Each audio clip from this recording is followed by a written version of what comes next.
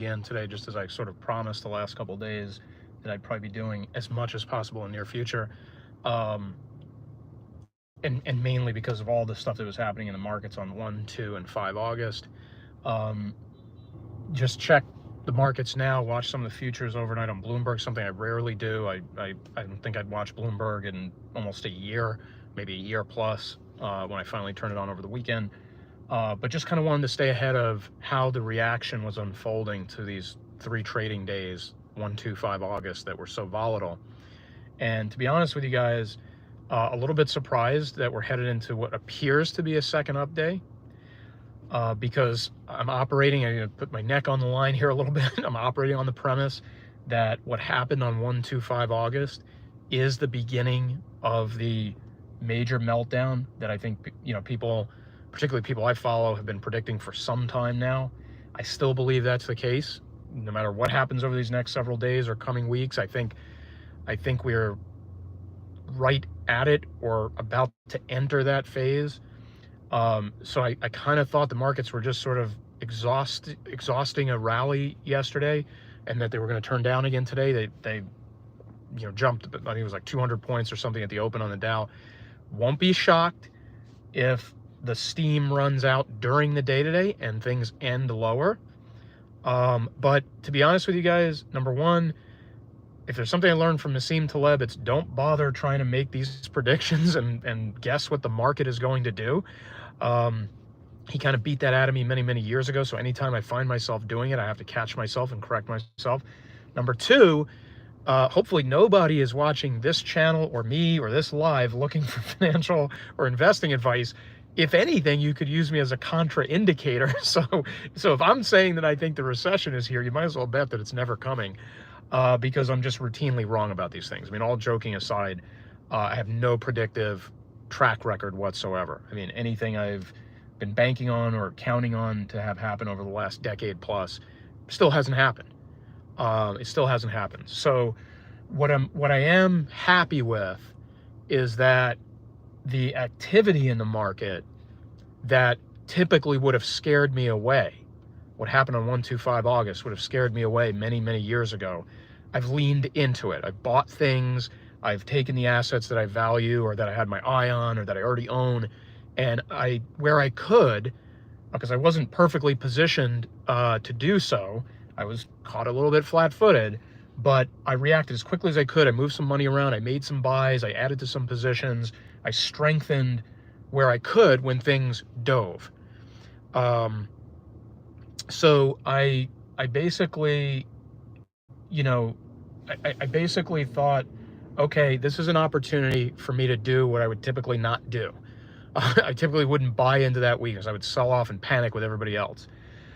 So that's the positive here. That's the thing that I'm kind of pleased with, and that I think represents, for my philosophy, some evidence that I've turned a corner on how I would handle a severe downturn. The last severe downturn in 2008, did not handle it well, did everything wrong, ended up like every investor that sold and panicked and didn't come back for years until the bull market had already been going on for a while.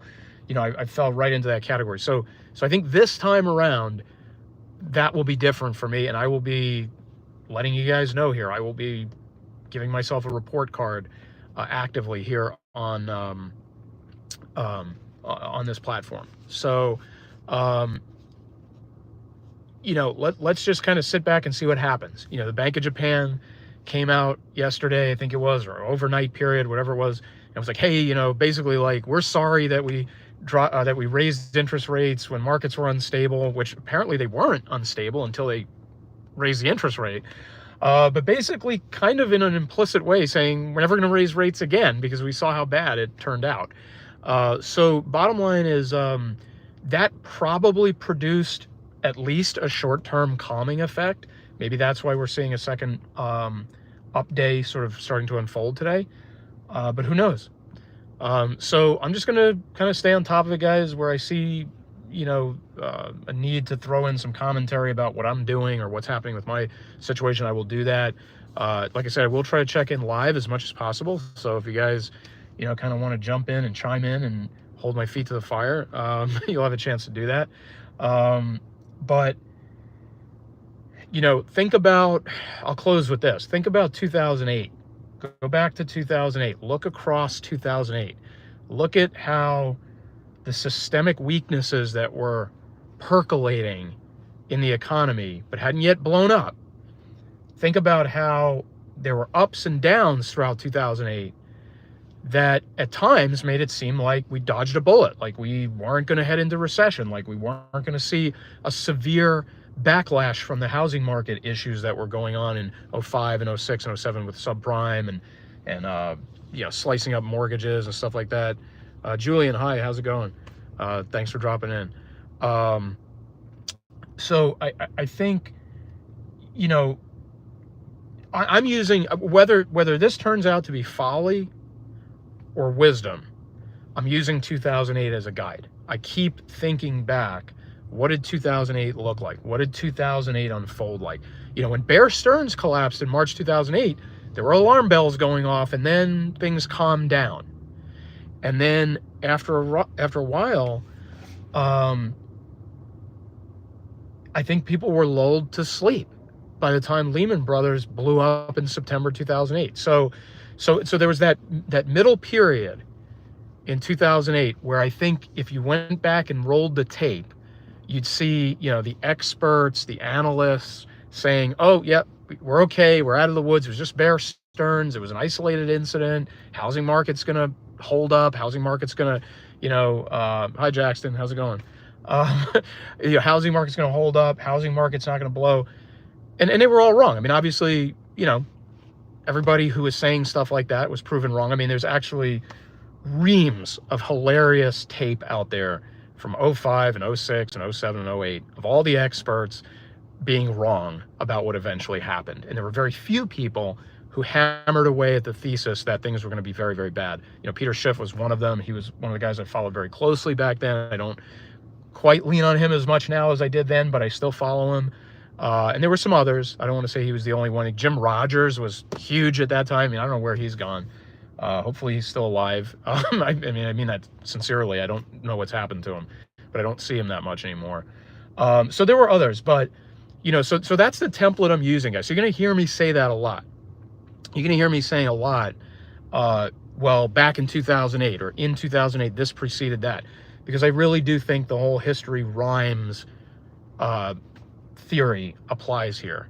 And so that's where I'm getting some guidance for myself as to what I think this year is going to be like, how it might impact the election, for example, things like that. So anyway, guys, yeah, I think that was all I wanted to cover here. Now, I'm not going to go into anything other than the market right now, but I did want to drop a teaser.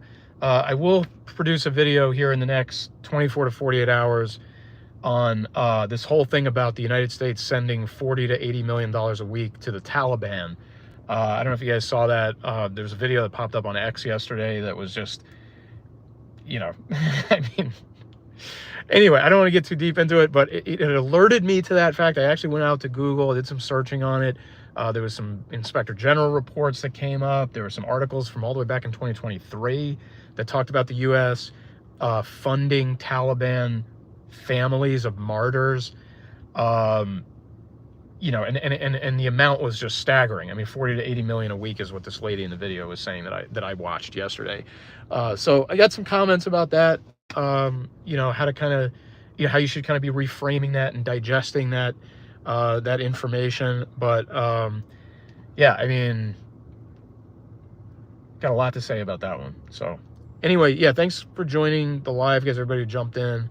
You know, if the markets do something vastly different throughout the day today than they are right now, I'd probably try to jump on one more time today and talk about that. But everything I looked at was up. You know, Bitcoin up again. Glad I bought some more of that. Just wish I'd caught it at 49K instead of 51. But yeah, it's back at like 57 the last time I looked. Honda, I own shares of Honda because of the dividend, jumped 4% today, I think, on its earnings call. So everything bounced back. All that money that kind of I lost in the portfolio on Monday has basically been restored. But it was really looking forward to a significant buying opportunity, like everything really going on sale very cheaply. So that just, you know, there's a flash in the pan. I kind of missed some of it those 3 days, but I do think there's more to come, and I think it'll be deeper and it'll go longer than what we saw on 1, 2, and 5 August. So anyway, yeah, thanks for joining, guys. We'll try to jump in again later today. Anybody who's subscribed to the channel, who's liked the videos on the channel, who's commented constructively on the channel, really appreciate you guys. Can't thank you enough for doing that. Yeah, really, really thankful for it, guys. So I hope everybody has a great Wednesday, and we'll check back in with you guys. We'll check back in with you guys later today or tomorrow at the latest.